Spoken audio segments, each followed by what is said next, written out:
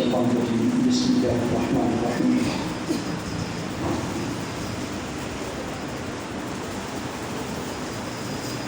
محمد رسول الله صدق الله العلي العظيم وصدق رسوله النبي الكريم الأمين الرؤوف الرحيم قال رسول الله صلى الله عليه وسلم أنا خاتم النبيين لا نبي بعدي أو كما قال صلى الله عليه وسلم. جو اسلام پڑھیے الصلاۃ والسلام علی رسول اللہ محمد رسول اللہ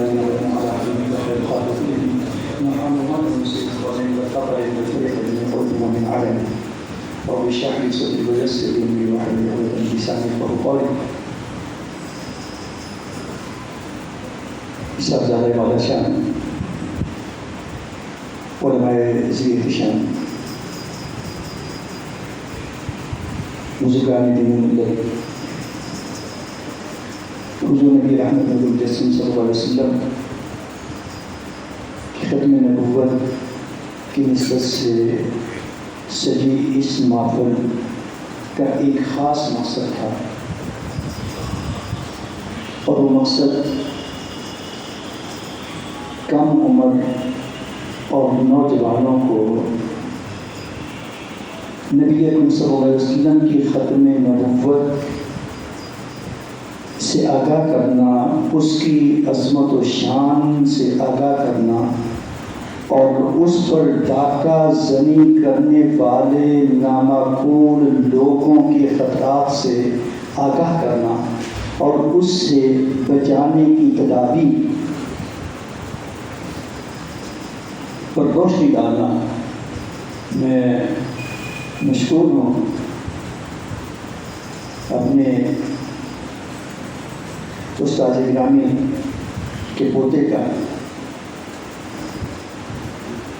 اپنے برادر مکرم کے تخت جگر کا، کہ جن کی مصروف خدمت تھی. میری مراد قاری عبدالغفار صاحب، مجھے پتہ چلا کہ شہر سے باہر ان کی کوئی کمٹمنٹ بھی تھی، لیکن قاری صاحب کا پیغام ملتے ہی ان نے اس سے موخر کیا اور اس محفل کو ترتیب دی. میں وہ اشارہ فرما رہے تھے بار بار یہاں پر موجود لوگوں کے بارے سے. سچی بات ہے، میں اس تعداد سے ہرگز مایوس نہیں ہوں، بلکہ کافی حد تک خوش اور مطمئن ہوں. اور میں کہوں گا ان بچوں سے، ان نوجوانوں سے، بیٹے باہر نہیں جانا ہے، ان بچوں اور نوجوانوں سے جو غیر شادی شدہ ہیں، چھوٹے بچے یا نوجوان بوزہ کھڑے ہو جائیں، جو غیر شادی شدہ ہیں، کھڑے ہو جائیں، کھڑے ہو جائیں، کھڑے ہو جائیں، شاباش، کھڑے ہو جائیں، کھڑے ہو جائیں. ایسا بھی ہاتھ کے مطابق یہ آج کے مطابق یہ بزرگ نہیں، وہ بزرگ نہیں، یہ آج کے مخاطب ہیں. اللہ رب الکریم ان کا ایمان سلامت رکھے. یہ جو چھوٹے بچے ہیں، سب سے چھوٹے بچے ہوں گے، سب سے زیادہ عزیز ہیں. بیٹھو بیٹھو. بے شک بے شک. آپ کو معلوم ہونا چاہیے کہ ہمارے آقا و مولا خاتم النبیین رحمت للعالمین سید الاولین والآخرین نے بچوں کی تربیت کا عمل کہاں سے شروع کیا ہے؟ اپنی امت کی تعلیم اور تربیت کہاں سے شروع کی ہے؟ تب شروع نہیں کی جب ان کے پاؤں قبر میں لٹک جائیں، تب شروع نہیں کی جب وہ کالج اور یونیورسٹی میں اپنی تعلیم مکمل کر لیں، تب شروع نہیں کی جب وہ شادی شدہ ہو کر خود بچوں کے باپ بن جائیں، بلکہ پیارے بچوں آپ سمیت، چونکہ میرے مخاطب آپ کو، حضور نبی اکرم صلی اللہ علیہ وسلم نے اپنی امت کے بچوں کی تعلیم و تربیت کا عملی آغاز، اس کے لیے آپ نے نصاب تو پہلے ہی جاری کر دیا. والدین کے نکاح سے، لیکن جب بچے کی تربیت تعلیم کا معاملہ آیا تو آقا علیہ السلام نے سنت یہ رکھی کہ جو ہی بچہ اس دنیا میں پیدا ہو تو اس کے کان میں کہہ دیا جائے کہ اللہ اکبر۔ بچہ نہیں جانتا، اس کے کان میں ڈال دیا جائے کہ اشہد ان لا الہ الا اللہ۔ اس کے کان میں ادھیڑا جائے، دائیں کان میں بھی کہا جائے، بائیں کان میں بھی کہا جائے کہ اشہد ان محمد رسول اللہ۔ اس کی روح میں اتار دیا جائے، کانوں کے راستے اس کی روح میں اتار دیا جائے۔ اور یہی وجہ ہے کہ جس خوش نصیب بچے کے کانوں میں یہ آواز اتار دی جاتی ہے، اللہ تبارک و تعالیٰ اس کے قلب و دماغ میں ایمان کو منور اور مسجل کر دیتا ہے۔ اور پھر آگے والدین کی بات آتی ہے۔ آقا علیہ السلام فرماتے ہیں کہ اللہ رب العالمین ہر بچے کو اس کی فکر کا پیدا کرتا ہے، اور یہ والدین ہیں جو بچے کو پھر یہودی یا نصرانی بناتے ہیں، ان کے قدر کے۔ اب یہ والدین کی ذمہ داری ہے، اور آقا علیہ السلام فرماتے ہیں کہ کوئی والدین اپنے اولاد کو حسن تربیت سے بہتر کوئی تحفہ نہیں دے سکتے۔ اور یاد رکھنا کہ جب نبی اکرم صلی اللہ علیہ وسلم نے ایک نوجوان سے فرمایا کہ تیرے تین باپ ہیں، ان تین باپوں میں ایک تیرا والد ہے۔ یہ بچوں ذہن میں رہے آپ لوگوں کے، دنیا میں کسی شخص کا والد ایک ہی ہوتا ہے، ایک ہی ہو سکتا ہے اور ایک ہی ہوگا۔ کسی شخص کے دو والد نہیں ہو سکتے، والد ایک ہی ہوگا۔ آپ نے فرمایا ایک تیرا والد ہے اور ایک وہ تیرا باپ ہے جو تجھے اپنی بیٹی کا رشتہ دے گا، تجھے بیٹی دے کر، اپنی بیٹی دے کر تجھے اپنا بیٹا بنا لے گا۔ اور ایک باپ وہ ہے جو تجھے زیور تعلیم سے آراستہ کرے گا۔ اور یہ بات ذہن میں رہے کہ ان تینوں باتوں میں جس باپ کا درجہ اور مقام سب سے زیادہ ہے وہ نہ والد ہے نہ سسر ہے، بلکہ وہ خوش نصیب ہے جو بچوں کو زیور تعلیم سے آراستہ کرتا ہے۔ اب اگر باپوں نے وہ کام نہیں کیا جو انہیں کرنا چاہیے تھا، اور یہ بچے ابھی اپنا دوسرا باپ سسر کی صورت میں بنا نہیں سکے، تو میں خراج تحسین پیش کرتا ہوں اپنے برادر اسرت قاضی صاحب کو کہ جنہوں نے استاذ ہونے کے ناطے اپنی ذمہ داری نبھانے کے لیے ان بچوں کو اکٹھا کیا، اور بچوں جیسے ابھی قاضی صاحب سے آپ نے بڑا خوش ادھانی والا بیان سنا ہے، میں بغیر کنجوسی اور بخیلی کے کہتا ہوں کہ بڑے عرصے کے بعد آنکھوں میں وہ تراوت اللہ رب الکریم نے آنکھوں کی صورت میں عطا کی ہے کہ میں نے ان کو صاف کرنا بھی مناسب میں سب نے کہتے رہ جائیں جیسے کرتے ہیں۔ ختم نبوت کیا ہے؟ نبوت کیا ہے؟ ختم نبوت کیا ہے؟ میرے مخاطب سب سے چھوٹے بچے ہیں۔ بچوں یاد رکھو کہ انسان اشرف المخلوقات ہے، اللہ تبارک و تعالیٰ اکیلا پوری کائنات کا خالق ہے، اور یہ کائنات لامحدود ہے، اس میں مخلوقات لامحدود ہیں، اور رب کریم کی لاتعداد مخلوقات میں انسان سب سے اشرف مخلوق ہے۔ لقد خلقنا الانسان فی احسن تقویم۔ باقی جتنی مخلوقات ہیں اللہ رب الکریم نے ان کو اپنی زندگی گزارنے کے لیے خود سے ان کے اندر رہنمائی رکھی ہے، اور تمام مخلوقات رکھی ہے، اتنی رہنمائی رکھی ہے کہ کائنات کی ہر مخلوق اپنے رب کو پہچانتی ہے، اور رب خود اعلان کرتا ہے اور گواہی دیتا ہے کہ سبح للہ ما فی السماوات و ما فی الارض، کہ اس کائنات میں موجود ہر چیز اللہ کو پہچانتی بھی ہے اور اس کی تسبیح اور اس کا ذکر بھی کرتی ہے۔ کوئی چیز ایسی نہیں ہے جس کو اللہ تبارک و تعالیٰ نے بصیرت اور بصارت نہ دی ہو۔ ربنا الذی اعطى کل شیء خلقہ ثم ہدی، ہمارا رب تو وہ ہے، ہمارا رب تو وہ ہے جس نے ہر چیز کو پیدا بھی فرمایا اور اس کو نور ہدایت سے بھی آگاہ کیا، ہر مخلوق کو ہدایت دی ہے، اور تمام مخلوقات اپنے اپنی ہدایت کے مطابق اپنی زندگی بسر کر رہی ہیں۔ انسان ایک ایسی مخلوق ہے جس کو اشرف المخلوقات بھی بنایا، اس کو بھی نور ہدایت دی، مگر اس کی ہدایت کے لیے رب کریم نے کچھ مراحل رکھے ہیں۔ بیشتر مخلوقات وہ ہیں جو پیدا ہوتے ہی اپنی زندگی کی ساری ہدایت لے کر پیدا ہوتی ہیں۔ پہاڑ اپنی جگہ پر، حضور نبی اکرم صلی اللہ علیہ وسلم کبھی کبھی صحابہ کرام سے فرماتے تھے کہ اے میرے پیارے صحابہ، میں ان پتھروں کو جانتا اور پہچانتا ہوں جو اعلان نبوت سے پہلے مجھے سلام کیا کرتے ہیں۔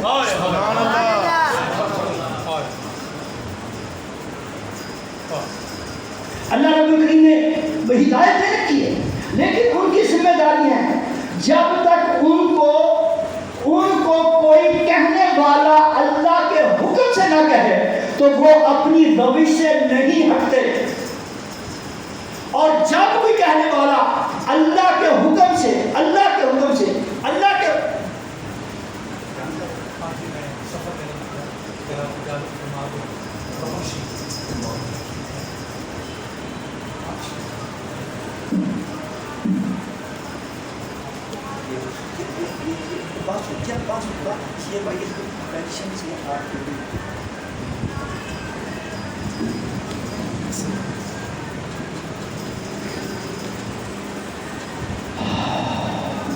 میں کھڑا اس لیے ہوں کہ علماء کرام بیٹھے ہیں، بڑھاپے کے باوجود ان کے احترام میں کام ہے، اور اگر بیٹھوں گا تو پھر بھی یہ کوشش کروں گا، اگر بیٹھنا مجبوری ہے، کہ میرے پاؤں زمین پر ہوں، پاؤں اوپر رکھ کر میں ادب کرنا ہے، دونوں کا ادب کرنا ہے، اور پوری کائنات اللہ رب العالمین نے اپنے ادب کے اصول پر پیدا کی ہے اور اپنے بندوں کے ادب کے اصول پر پیدا کی ہے، اور بندوں میں سب سے اعلیٰ مقام ہمارے آقا و مولا کا ہے، اور جب حضور اللہ کے حکم سے کسی مخلوق کو حکم دیتے ہیں تو وہ اپنی عادت چھوڑ کر حضور کا حکم مانتا ہے، حضور کا حکم مانتا ہے۔ نبی اکرم صلی اللہ علیہ وسلم سے اگر امتحان کیا گیا، کافر کہتا ہے کہ اگر آپ اللہ کے رسول ہیں تو یہ بتائیں کہ میری بان مٹھی میں کیا ہے، تو حضور نبی اکرم صلی اللہ علیہ وسلم فرماتے ہیں کہ میں بتاؤں کہ تیری بان مٹھی میں کیا ہے، یا جو کچھ تیری بان مٹھی میں ہے وہ یہ اعلان کرے کہ حقیقت کیا ہے۔ سبحان اللہ۔ اور آپ نے بڑا سنا ہوا ہے کہ حضور نبی اکرم صلی اللہ علیہ وسلم نے اشارہ کیا تو اس کافر کی بند مٹھی سے کنکریوں کے کلمہ پڑھنے کی آواز سنائی دی۔ اللہ رب الکریم نے انسان کی تعلیم اور تربیت کے لیے جہاں اور بہت کچھ رکھا، کیونکہ یہ اشرف المخلوقات ہے، اس لیے اس کے لیے نظام بھی قدر مختلف رکھا، اور اس مختلف نظام میں یہ رکھا کہ اللہ رب الکریم نے انسانوں ہی میں سے اپنے کچھ بندوں کو چنا جن کو رب کریم نے خود سے تعلیم دی، تربیت دی، اور ان لوگوں کے سروں پر تاج نبوت سجایا، ان کو نبی بنایا، ان کو رسول بنایا۔ اور پوری دنیا میں کم و بیش 1,24,000 نبی اور رسول آئے، ہر نبی آتا رہا، اپنی ذمہ داری ادا کر کے جاتا رہا، جو کچھ اس نے فرمایا وہ اپنی قوم سے اس کے تحفظ کے لیے کہتا رہا، لیکن ہر قوم وقت گزرنے کے ساتھ ساتھ جیسے ہم علل و تلل میں پڑ جاتے ہیں، اپنی خواہشات میں ڈل جاتے ہیں، وہ بھی اپنی خواہشات کے غلام بن کر اللہ اس کے رسول کے پیغام میں تبدیلیاں کرتے رہی۔ اللہ رب الکریم اور نبی بھیجتا رہا، اور کتابیں بھیجتا رہا، اور رسول بھیجتا رہا۔ یہ سلسلہ چلتے چلتے چلتے چلتے چلتے چلتے سیدنا آدم علیہ السلام سے لے کر حضرت عیسیٰ علیہ السلام تک پہنچا۔ تو حضرت عیسیٰ علیہ السلام نے اعلان کیا کہ اب میرے بعد وہ نبی صلی اللہ علیہ وسلم تشریف لائیں گے، مصدق لما، جو تصدیق کرنے والے ہوں گے ان تمام کی جو مجھ سے پہلے گزرا ہے، اور وہ تشریف لائیں گے ہر نبی کی تصدیق کرنے والے، اس پر نازل ہونے والے کلام کی تصدیق کرنے والے، اور ان کا نام نامی اسم گرامی احمد ہوگا۔ اور آپ نے یہ بھی فرمایا کہ ان کے بعد بھی کوئی ہوگا، ان کے بعد غلام احمد بھی ہوگا، بدبخت جو نبوت کا دعویٰ کرے گا۔ اس پر میں ابھی آتا ہوں، آپ بچوں کی تعلیم کے لیے بتاتا ہوں۔ حضرت عیسیٰ علیہ السلام نے حضور نبی اکرم صلی اللہ علیہ وسلم کی پیشگی کوئی کی، حضور نبی اکرم صلی اللہ علیہ وسلم تشریف لائے، تو اللہ تبارک و تعالیٰ نے حضور نبی اکرم صلی اللہ علیہ وسلم پر نبوت، رسالت، دین اور ماڈل سب ایٹ اے ٹائم مکمل کر دیا۔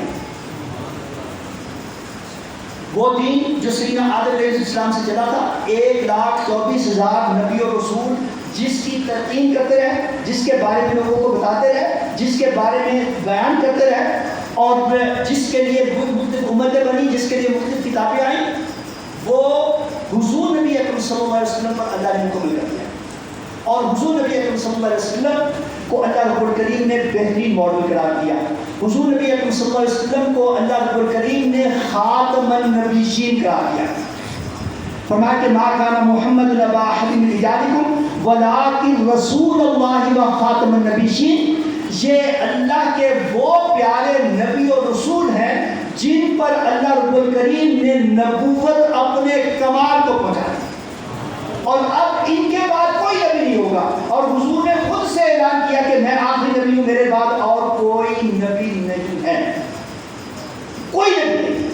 بچوں یاد رکھو، اب حضور نبی اکرم صلی اللہ علیہ وسلم کے بعد کوئی، اونچا بولو گا،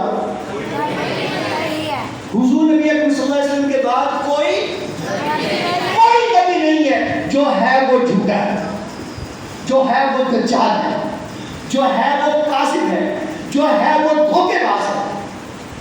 حضور نبی اکرم صلی اللہ علیہ وسلم نے یہ فرمایا کہ کچھ لوگ ہوں گے جو جھوٹے دعوے کریں گے، جھوٹے دعوے کریں گے، اور بہت سارے لوگوں نے کیے، اور جن لوگوں نے جھوٹے دعوے کیے ان میں سے انگریز دور میں ایک بدبخت شخص تھا، اس کے والدین نے تو اس کا نام غلام احمد رکھا تھا، غلام احمد رکھا تھا، احمد کا غلام، اور احمد حضور نبی اکرم صلی اللہ علیہ وسلم کے نام میں اسلام ہے۔ اس کے والدین نے اس کو حضور کا غلام بنایا تھا، غلام احمد نام رکھا تھا، لیکن وہ شیطان کی شیطنت کے چکر میں آ کر اس نے بہت سارے فیصلے بدلے۔ پہلے وہ یہ اعلان کرتا رہا کہ حضور ہی خاتم النبیین ہیں، اور کوئی شخص حضور نبی اکرم صلی اللہ علیہ وسلم کے بعد نبی نہیں ہو سکتا۔ اللہ تبارک و تعالیٰ نے یہ اعلان کر دیا ہے، آپ پر نبوت ختم کر دی ہے، آپ پر دین مکمل کر دیا ہے، آپ کا پر نازل ہونے والی وحی پر مشتمل کتاب قرآن مجید فرقان حمید کے تحفظ کی ذمہ داری خود اللہ رب الکریم نے کی ہے۔ اللہ رب الکریم نے خود سے اعلان کیا ہے کہ محمد رسول اللہ، اور خود نبی اکرم صلی اللہ علیہ وسلم نے یہ اعلان فرمایا کہ میرے بعد اور کوئی نبی نہیں ہوگا۔ یہ باتیں وہ پہلے کرتا رہا، لوگ ایسے ایسے اس کے قریب ہوئے۔ ابھی تو ہم پاکستان میں رہ رہے ہیں، یہ بات وہ نامقبول جو ہے 1840 میں پیدا ہوا تھا، 1840 میں پیدا ہوا تھا، اور 1891 میں جا کر اس نے دعویٰ نبوت کیا تھا۔ 40 سال تک وہ لوگوں کو اپنے گرد اکٹھا کرتا رہا اور یہ بتاتا رہا کہ حضور خاتم النبیین ہے، حضور کے بعد کوئی نبی نہیں آئے گا، حضور کی عظمتوں کو بتاتا رہا۔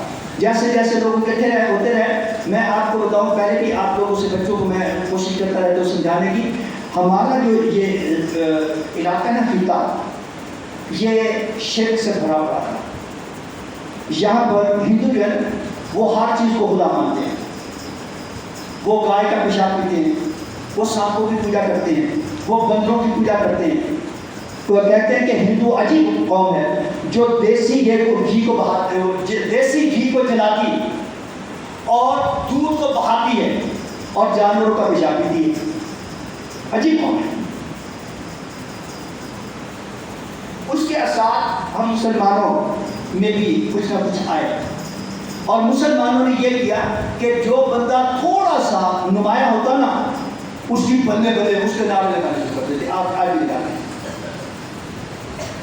اور پھر وہ لوگ جو موقع پرست ہوتے ہیں، ان سادہ لوگوں کو گلاتے ہیں، انہیں چکر دیتے ہیں، اور جب ان میں تھوڑا سا اعتماد آ جاتا ہے تو عجیب و غریب قسم کے دعوے شروع کر دیتے ہیں. یہی کام اس بدبخت لعین مرزا غلام احمد نے کیا. اس نے جب دیکھا کہ لوگ اس کے گرد اکٹھے ہو گئے، اس نے پہلے مجدد ہونے کا دعویٰ کیا. مجدد وہ ہوتا ہے جو دین اسلام کی بوقت ضرورت ٹیوننگ کرتا ہے. آپ میں سے کافی بچے ٹیوننگ سے آگاہ ہوں گے. موٹر سائیکل کی ٹیوننگ کی جاتی ہے، موٹر سائیکلوں کی ٹیوننگ کی جاتی ہے. موٹر سائیکل روزانہ، وہ آپ میں سے کئی بچے ہوں گے جو اپنے ابو کی موٹر سائیکل صاف کرتے ہوں گے، خود بھی چلاتے ہوں گے تو تھوڑا بہت اس کو ٹاکی مار دیتے ہوں گے. موٹر سائیکل کو صاف کرتے ہیں، اس میں تیل ڈالتے ہیں، اس کو یا ہفتے بعد صاف کر دیتے ہیں، دھو دیتے ہیں. روزانہ ٹیوننگ نہیں کرتے. کچھ عرصے کے بعد جب وہ تھوڑا بہت مسنگ کرنا شروع کرتا ہے، ضرورت پڑتی ہے، تو پھر اس کی ٹیوننگ کرتے ہیں.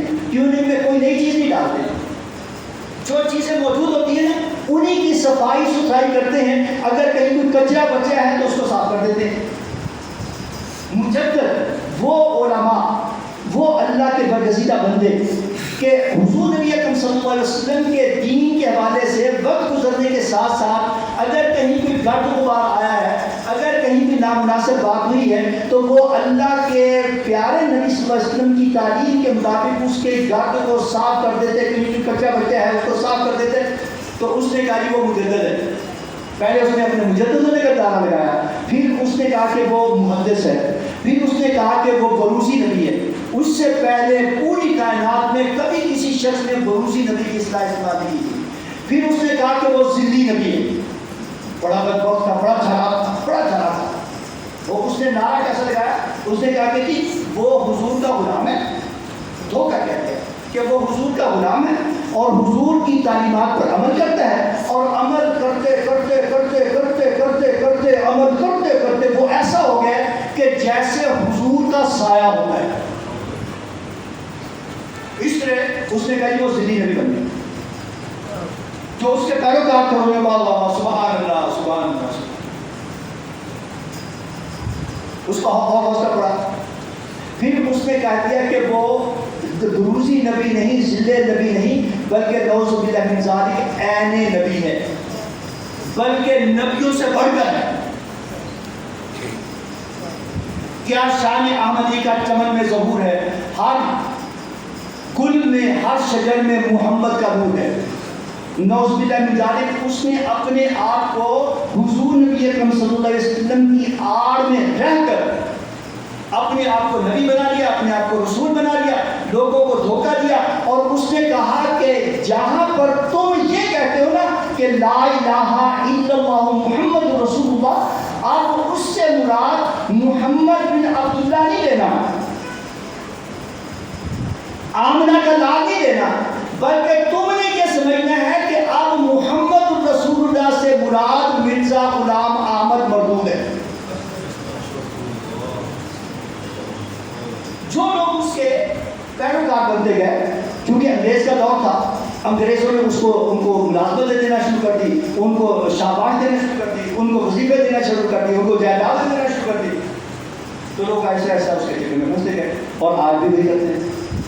یاد ہے کہ ختم نبوت اللہ کا اعلان ہے حضور کا اعلان ہے، صحابہ کرام کا اعلان ہے، تابعین کا اعلان ہے، تبع تابعین کا اعلان ہے. ہر دور کے مسلمان ہمیشہ ختم نبوت کے معاملے پر بالکل متفق اور متحد رہے ہیں اور اس کے لیے جانیں قربان کی ہیں، لیکن ختم نبوت پر آنچ نہیں آنے دی.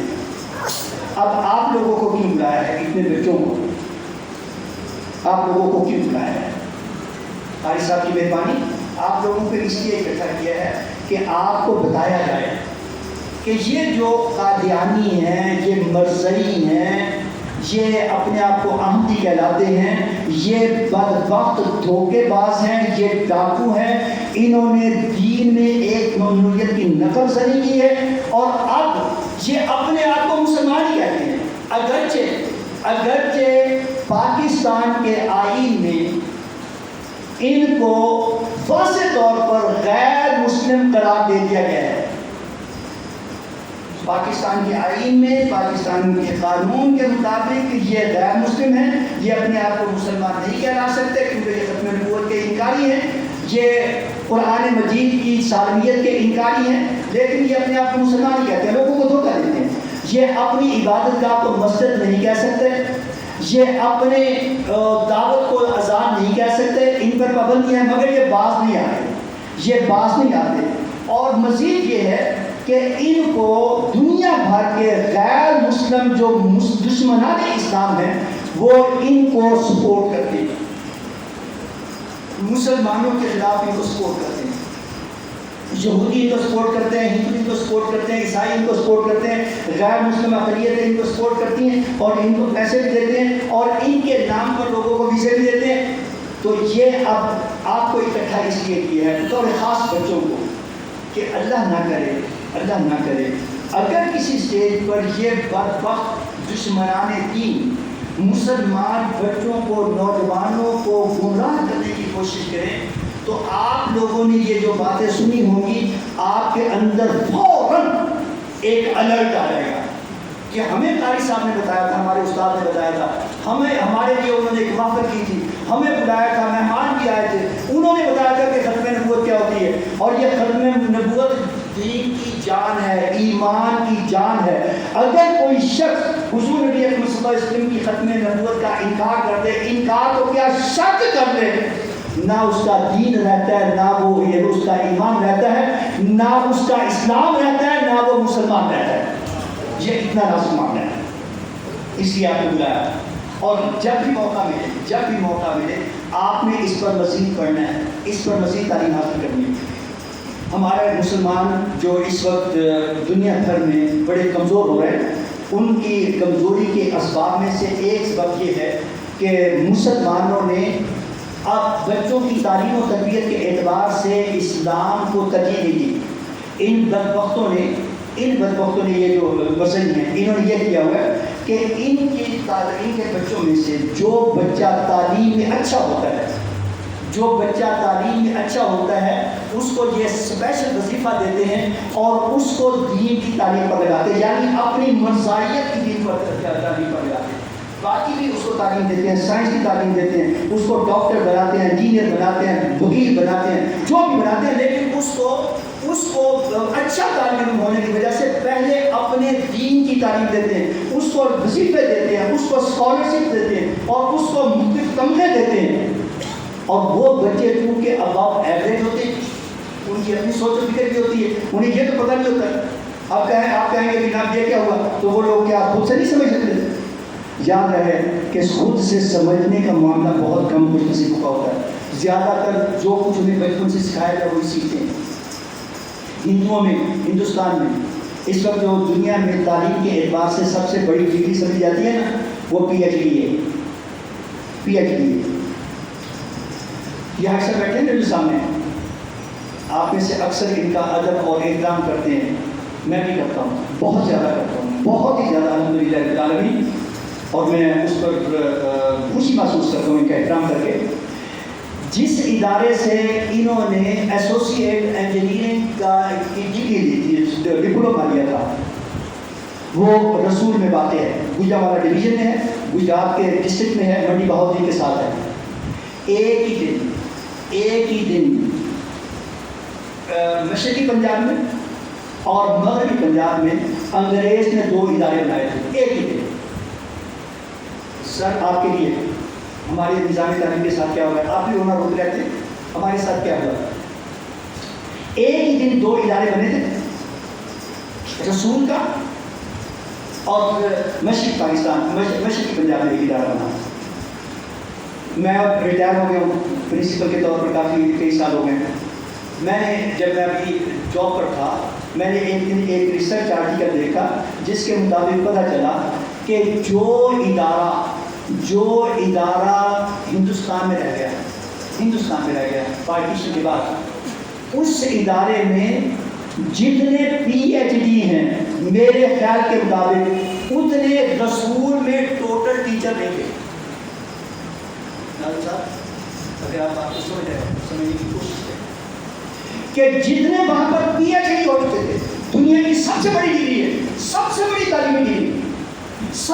تعلیمی ڈگری, یہاں پر اتنے پروفیسر ٹیچر نہیں تھے جتنے وہاں پر PhD ہو چکے تھے, اور اس کا درجہ انہوں نے یونیورسٹی کے برابر کر دیا تھا, جبکہ یہ وہی انسٹیٹیوٹ کا انسٹیٹیوٹ تھا. یہ ٹیکنیکل ٹرمینالوجی ہے. اتنے پڑھے لکھے لوگ آپ کو پتہ ہے کہ آج بھی ہندو جانوروں کا پیشاب پیتے اور اس کو عبادت نہیں. آپ میں سے کوئی ہوگا جو کسی جانور کا پیشاب پینا چاہے, کچھ ہاتھ کھڑا کرتے جو کہ کسی جانور کا پیشاب پینا چاہے اور خوش ہو سکے. اب ان کے والدین نے, ان کے اساتذہ نے ان کے دلوں میں, ان کے دماغوں میں ڈالا ہے کہ جانوروں کا پیشاب پینا ان کے خیال میں یہ بڑا پوتر ہے. کس قدر شرمناک وہ جانور چوہوں کو سجدہ کرتے ہیں, بندروں کو سجدہ کرتے ہیں, سانپوں کو سجدہ کرتے ہیں, درختوں کو سجدہ کرتے ہیں. ہمارا تو وہ دین ہے, ہمارے پیارے نبی صلی اللہ علیہ وسلم نے ہمیں وہ دین کیا کہ ہم سوائے اللہ کے کسی اور کو سجدہ نہیں کرتے, اور تو آپ ہم محمد رسول اللہ صلی اللہ علیہ وسلم کو بھی سجدہ نہیں کرتے. ہم یہ مانتے ہیں کہ بعد خدا رسول تو یہ قصہ مختصر ہے, لیکن ہم یہ مانتے ہیں کہ اشہد ان محمد عبدہ و رسولہ. میں بچوں آپ کو یہ بتانا چاہتا ہوں کہ جو تعلیم اور تربیت والدین اور اساتذہ دیتے ہیں وہی لوگوں کے دلوں میں گھر کر جاتی ہے. ڈگریاں کچھ نہیں بگاڑتی. بہت کم لوگ ہوتے ہیں جو تعلیم کی وجہ سے اپنے نظریات بدلتے ہیں. تو ہندو آج بھی ہندوستان میں اتنے PhD ہیں, اتنے پروفیسر, اتنے ڈاکٹر, اتنے انجینئر ہیں کہ پاکستان کی نسبت میرا خیال ہے کہ جتنے پاکستان میں ٹوٹل ٹیچر ہوں گے اس سے زیادہ ہو سکتا ہے کہ ان کے PhD ہوں. لیکن وہ سارے کے سارے جانوروں کو سجدہ کرتے, وہ سارے کے سارے پتھروں کو سجدہ کرتے, وہ سارے کے سارے وہ جانوروں کا پیشاب پینا پسند کرتے, وہ سارے کے سارے آدمی مردوں کو جلاتے. یہ تربیت ہوتی ہے جو انسان کو پتھر سے ہیرا اور ہیرے سے بھی جنت کا راہی بنا دے. الحمدللہ رب العالمین, ہم اللہ کی مخلوق ہیں اور اللہ نے اشرف المخلوقات بنایا, اور پھر اس کا فضل ہے کہ ہمیں حضور کا امتی بنایا. اور حضور صلی اللہ علیہ وسلم نے فرمایا کہ مجھ پر نبوت ختم ہے, اور ہمارے بارے میں فرمایا کہ تم پر امت ختم ہے. کنتم خیر امت اخرجت للناس, تم بہترین امت ہو جس کو اللہ تبارک و تعالیٰ نے تمام امتوں میں سے بہترین امت کے اعزاز پر نوازا ہے. تو بچوں آپ لوگوں کو بتانا مطلوب ہے, مقصود ہے, سمجھانا ہے کہ یہ بہت اہم بات ہے. اس کو اپنے ذہن میں رکھیں, اپنے والدین سے پوچھیں, اپنے سینئر سے پوچھیں, اپنے اساتذہ سے پوچھیں, اور خدا نہ خواستہ زندگی کے کسی موڑ پر اگر کوئی تھریٹ آ جائے تو پھر اپنے علماء سے رابطہ کریں. ان بدبختوں کو میں نے پڑھا ہے, ان نامقولوں نے یہ طریقہ اختیار کیا ہے کہ یہ سب سے زیادہ علماء کے خلاف نفرت پیدا کرتے ہیں. جو ہمارے یہاں نفرت ہے نا علماء میں, یہ صرف علماء کی کتاب کی وجہ سے نہیں ہے, یہ یہودیوں نے, عیسائیوں نے اور مسیحیوں نے بطور خاص ایک سازش کے ساتھ پروپیگنڈا کر کے مسلمان علماء کو بدنام کیا ہے.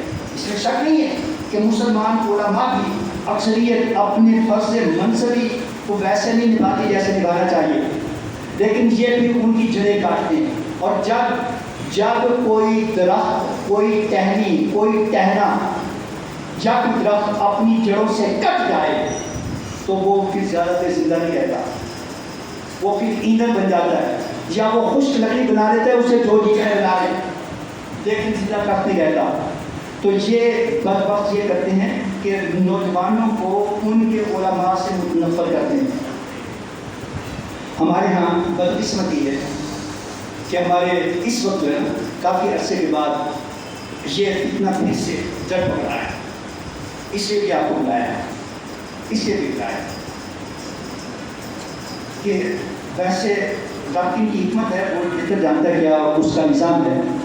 دنیا میں جتنے جھوٹے نبی پیدا ہوئے نا، ان میں سے اکثر کو مسلمانوں نے قتل کر دیا اور ان کی جڑ اتار دی. یہ بدبخت ایسے ہیں کہ ان کو عیسائیوں نے، انگریزوں نے پروٹوکول دیا، ان کو بچایا.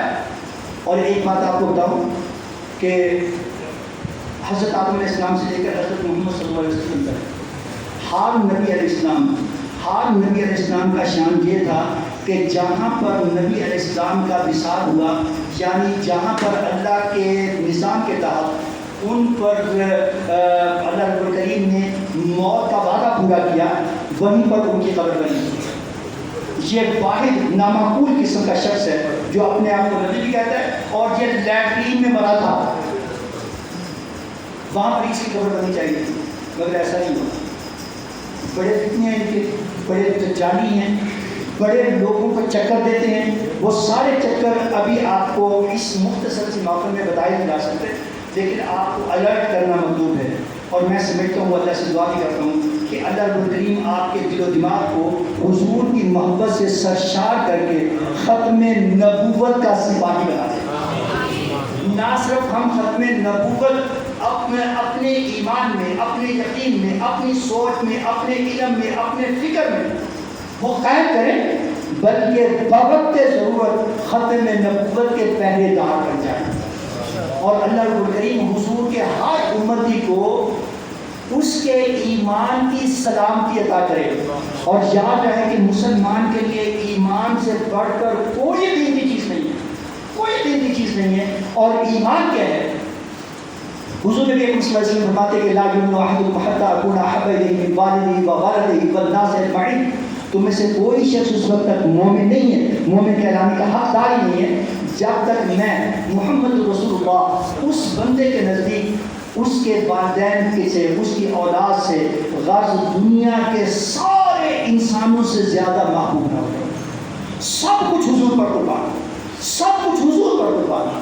تو ہمیں یہ آخری نشست نہیں ہوگی، کوشش کریں گے، قاری صاحب بھی کوشش کرتے رہیں گے، میں بھی کوشش کروں گا، اللہ نے توفیق دی کہ ہم اس جذبے کو زندہ رکھیں. اور جو والدین کی صورت میں موجود ہیں، میں نے تو ان کو کھڑا کیا تھا جن کی ابھی شادیاں نہیں ہیں، اور جن کی شادیاں ہو چکی ہیں اور جو صاحبان اولاد بھی ہیں، ان کی اور فکر، ان کی ذمہ داری ہے، ان کی ذمہ داری ہے کہ وہ اپنی اولاد، جن کی اولاد ہے وہ اپنی اولاد کو سنبھالیں. جو ابھی صاحب اولاد نہیں ہیں ان کے لیے دعا کرتے ہیں، جو ابھی پھیلا کر دعا کرتے ہیں کہ اللہ رب العالمین تمام خوش نصیبوں کو اولاد کی نعمت سے مالا مال فرمائے. اور پھر والدین کو اپنی اولاد کی تعلیم و تربیت کی سعادت آسان فرمائے. والدین کی سب سے بڑی ذمہ داری یہی ہے.